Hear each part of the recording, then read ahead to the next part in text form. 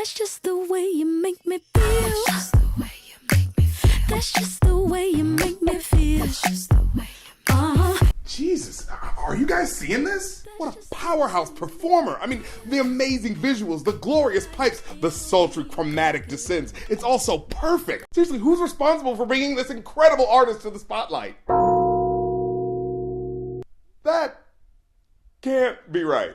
P. Diddy, Puff Daddy, Sean, MGK, Dream, Danity Kane, the band Walk 12 Miles to Give Me Some Cheesecake Combs is behind bringing us this musical prodigy? Okay, I mean, he did give us Biggie, and, the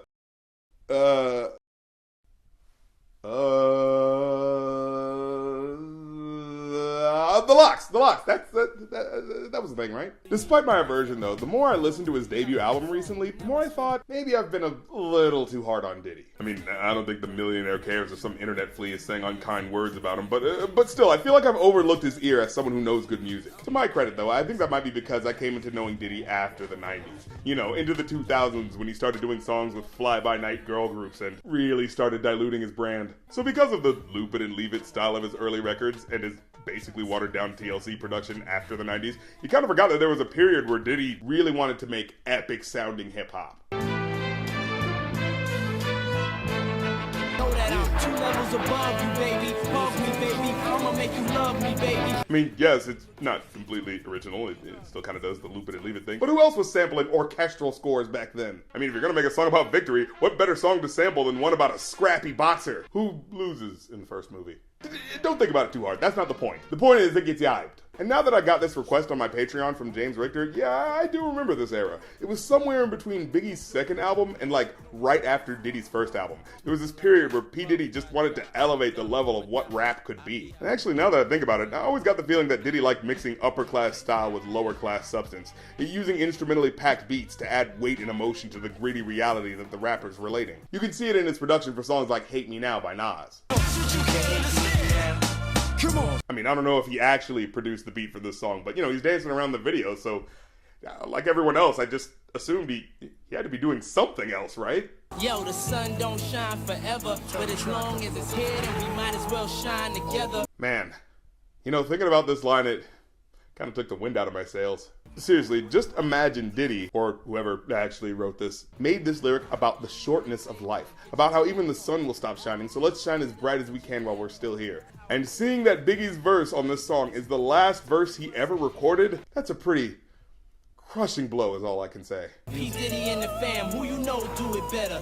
Yeah, right, no matter what, we airtight. So when you hear something, make sure you hear it right. And here he's saying that no one can stop us and no one can take our empire down. So if you're gonna talk shit, be sure it's accurate. Don't make an ass out of yourself by assuming.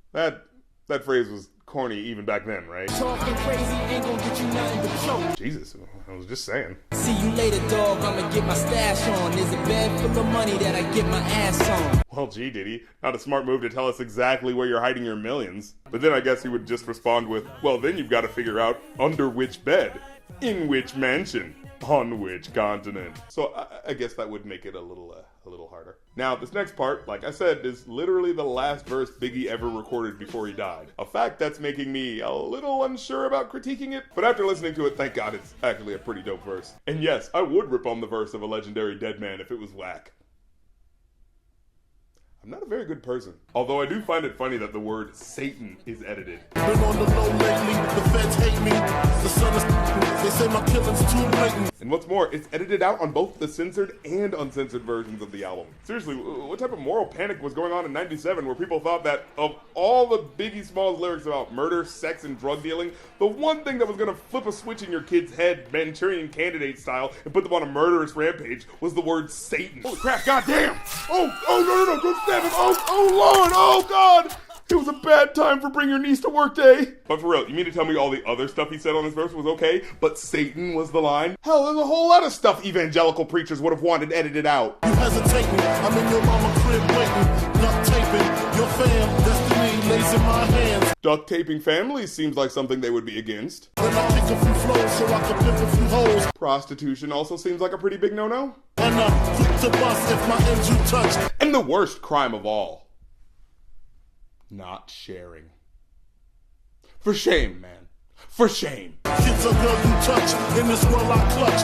Two auto, Matos, used to call me Fatso. Poor grammar while we're on the subject is also pretty abhorrent. Now you call me Castro, my rap flows. Idolization of un-American brown people, this will not be tolerated. Militant, y'all faggots ain't killing shit. Using homophobic slur... What?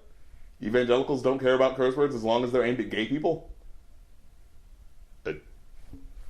Alright, carry on. Money on the island Cayman. Okay, illegally stashing money in other countries to avoid taxation, that is despicable. They're okay with that too? But anyways, I dig the song's overall aspirations for epic glory. However, even I admit at times it does sound like they're trying a little too hard at points. For instance, it feels nitpicky, but Busta Rhymes seems like his brand of craziness is overstated by the horns. Dude could probably carry this chorus on his own. Also, by the last verse, the background singer sounds like she ran out of dramatic vocal runs, so she's just winging it. Crafted to make classics, hotter than acid. This sounds less like epic Valkyrie riding music and more like an obnoxious opera singer warming up her voice on the subway. I mean, sounds alright to me.